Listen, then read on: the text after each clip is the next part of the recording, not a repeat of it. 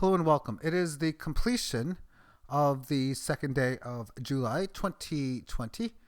My name is Derek and this is the Money Charts channel, where like always, all bets, trades, and of the like within each own risk and their own reward. I'm going to go over very little within the markets, start off within gold, transition into silver, and then move there after that to Bitcoin. I'll be talking about the resumption of all of three major league sports currently in play, even NFL to a degree, all coming back at the same time. Well, at least not counting NFL, end of July for MLB, NBA, and NHL. I'm going to talk about how these kids are almost going to be like 12-year-old school kids, at least as a reference I'm going to use, and different miscellaneous things as well, because a lot of what I've been doing is fantasy sports, and that's going to get very, very busy. Thus, one of the main things is it might be difficult to put out a lot of videos, but I'm going to keep trying to keep on moving along the way. And right now within these markets, I mean, they're kind of not moving, even in this upward trend here for gold, but we can see throughout this week, resisting amongst this resistance level. We came up to it on June the 24th, and then settled in here. We could see even just a little bit how these last few days have supported this general area of resistance from before, so that's pretty productive. But it isn't really breaking out either, but it is continuing the uptrend. Price is maintaining, staying above a rising 18 average of highs and lows, and above the highs. And for the last few days, today, yesterday, and back on the 26th of this, the end of last Friday, it supported the 18 highs on the daily. And well, that's after it had this long sideways consolidation. So it's broken resistance, but it's barely done so. It usually has this type of movement like 1 or 2 days, and it's just the way it has been. And of course, on the more longer term time frame, let me just go to the monthly chart here. Is this I mean, I was talking forever about these resistances, and I talk a lot about these charts, of course. But yeah, once we finally got through it, came up to the next fib level, 61.8, from this low to this high at an exponential level, resisting it, and then these levels playing it nice, and it's been a clear break above this point. And at this previous resistance point, and it goes up to the 1920 mark, and you could even and breaking above that, it's uncharted territory. So let's move on to silver next. And within its daily, we came up to the resistance. Well, I guess we kind of came close to it here, but we did pierce noticeably above it at the 1st of June. Well, 1st of July here, we're just doing the same thing again. So with the entire month of June, it supported nicely the 18 average of lows, but it also resisted the 18 average of highs nice as well, up until it broke out above exitation of the highs on June the 30th, and it's been productively holding it as support.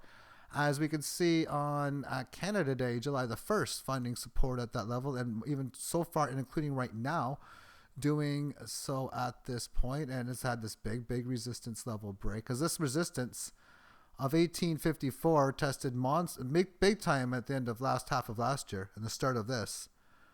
And then on the monthly chart, this has been a level that was tested before in 2017 and 2016. It was support on the way down at the end of 2013, 2014. It was resisted here on in the end of middle part of 2014, whatever. But it's been in this long range from that whole time. And then just like in gold, the upper end of that range is 1920. The upper end of this range is like 21. And then getting above that, and we're talking about, like, I wouldn't be surprised if I would fully expect as the highest probable thing on a break would be a fast move, which would be about a $6 or 20% play. That would probably make it pretty fast. I wouldn't be surprised if it would do it in a matter of like 3 to 8 business days.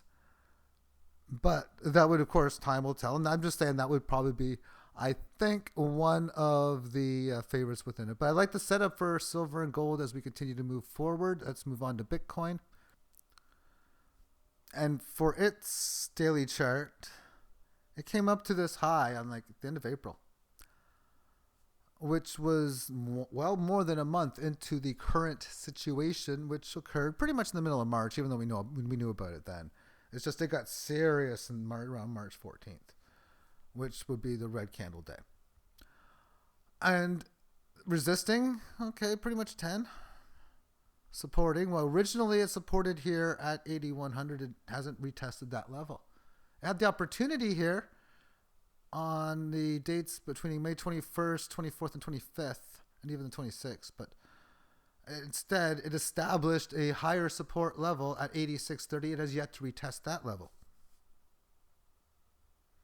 It spent a few days, showing strength amongst the 18 average of highs, and then the failed breakout day on June 1st. It did break resistance, but ultimately it was a retest of established resistance and furthering the resistance level higher.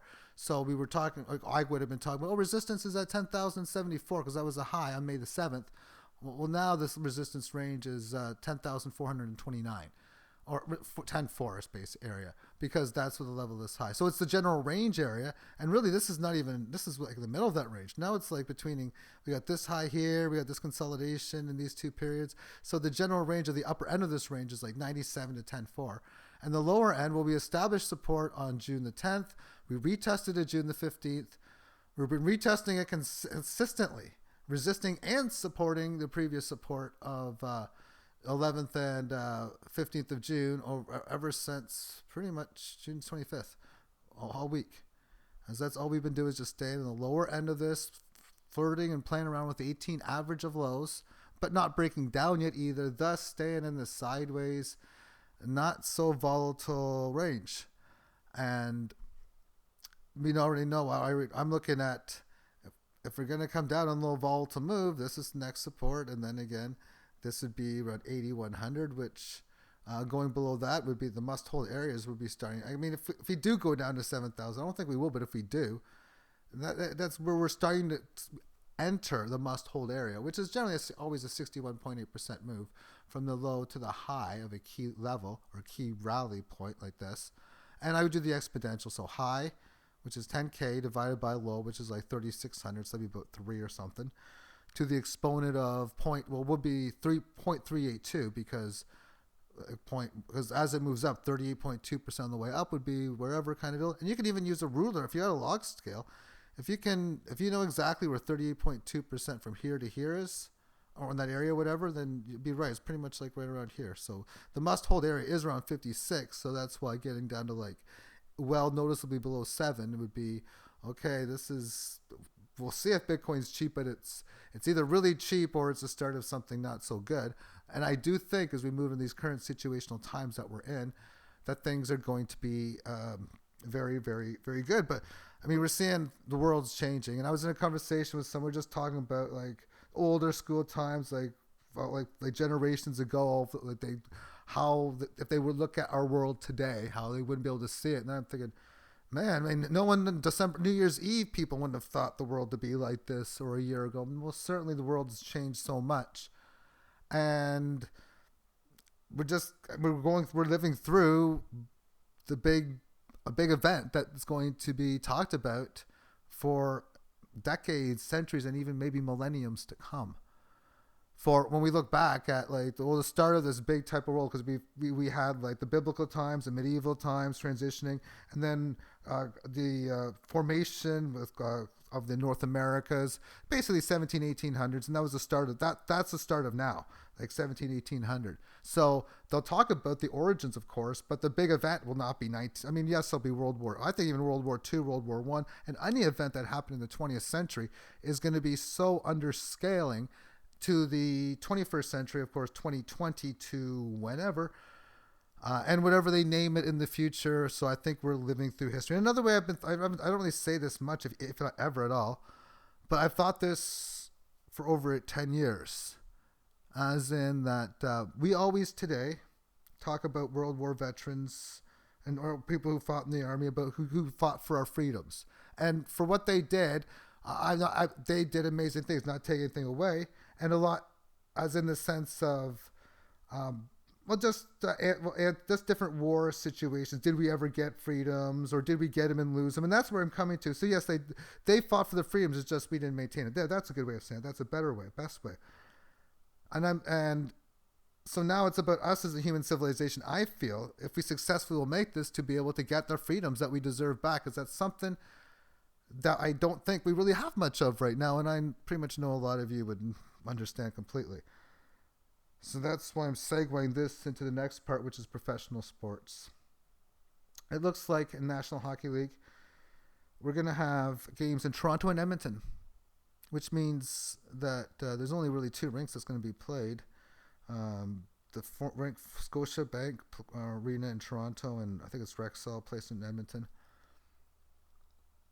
And there will be not counting the qualification games, which probably will in short mean the first round you'll play every 3 days, because once we get to the Sweet 16 in hockey, there'll be 8 teams in one city, 8 in the other, which means 4 games will be needed. And they'll play every other day, and that's going to mean like 1 o'clock and 7 o'clock games. You finish off a game, and they have to set up for the next team to come up, especially when you have to like almost like majorly clean like locker rooms and stuff like that.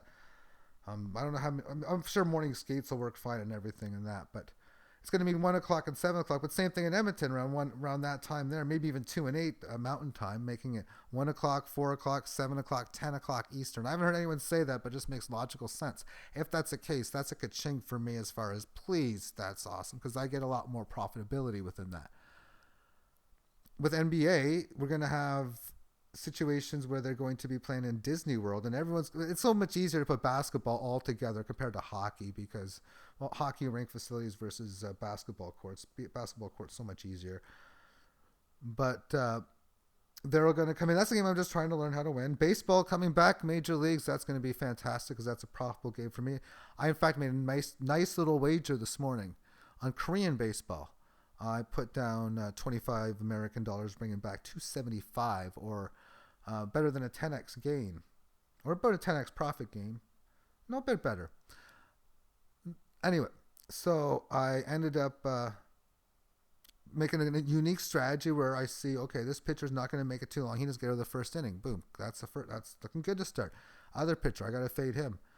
And that worked out. So I do pretty good playing these games, and throughout the lockdown, when all of this happened in here, and there was like nothing. I mean, well, first soccer was still trying to go on, and then that was the Mexican League and the Australian League, and then that was it for that. So all of April, I mean, there really was nothing. There were free rolls to play, but really nothing. And then video games would come in. I learned how to play that. It was what month were we in? July, May the 1st, early May. That's when Korean baseball came in, so I became a big KBO fan, and that might be a big reason for the break. It was because KBO came in. I'm kidding, of course not. And now I'm doing really good at golf. I'm starting to get better at golf anyway, as far as fantasy. And that of soccer, I'm doing really good. Soccer's back now. There's EPL, European League, doing very well. And now, women's soccer, I played last night. I won the fantasy game. The night before I played women's soccer, I won that too. In fact, I finished first, second, and third the night before. Unfortunately, that was at lower stakes. Even last night, it wasn't that much, but I won several dozens of dollars. And it's fun. It brings in income, but it's going to get really, really busy because the act of trying to figure out how to win basketball takes time. I know how to do it, but it's going to be decent amount of work. And then if I figure out how to win, that means, okay, I got like a baseball game at like 1 o'clock, a hockey game at 1, basketball game at 2, another hockey game at 4, another basketball game at 5, another baseball game at 5:30, another hockey game at 7, basketball at 7, all of them at 7, another baseball game at 8, hockey and basketball at 10. It's like, wow, it could be a very interesting situation. I'd probably definitely give up Korean baseball after that point. And waking up at 5 o'clock, I have to wake up like 5 in the morning for that. Pretty sick actually, because it's 5:30 the game start, but you have to know who's playing, and they don't tell you who's playing until like 45 minutes before the game starts. So that means I'll be waking up at 5, getting my lineups in accordingly, and then either staying up or going back to bed. And I didn't sleep much last night, so I'll hopefully go to bed tonight before even 10. And then go back to bed again and get a few more hours. And then golf. Lots of fun stuff. Anyway, thank you for tuning in. Basically the reason why I'm going over all this is just to mention that I'll try to do as many videos as I can, but as just every few days, like now and again, would probably be the normal as I'm continuing forward. Take care. Bye-bye.